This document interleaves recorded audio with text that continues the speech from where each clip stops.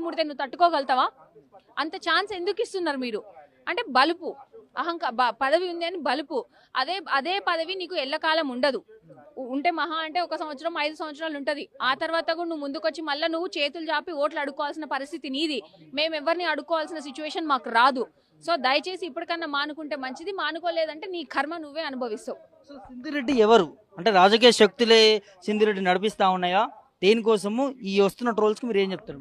సింధు రెడ్డి ఒక normal citizen of Telangana, ఒక normal resident of Telangana. అందులో ఒక గవర్నమెంట్ ఎగ్జామ్స్ కి ప్రిపేర్ అవుతున్న ఒక మహిళ, నిరుద్యోగ మహిళ. అంతే తప్ప సింధు రెడ్డి వెనకాల ఎటువంటి రాజకీయ శక్తులు లేవు, రాజకీయ సపోర్టు లేదు, ఏది లేదు. చెక్ చేసుకోండి, పవర్ మీ చేతిలో ఉంది కదా. నా ఫ్యామిలీనో, మా ఫాదరో, లేకపోతే మా ఇన్లాస్కో ఎవరికో ఒక పొలిటికల్ బ్యాక్గ్రౌండ్ ఉందేమో చెక్ చేసుకోండి. నేను సాధారణ వ్యవసాయం చేసే కుటుంబం నుంచి వచ్చిన మహిళనే తప్ప నాకు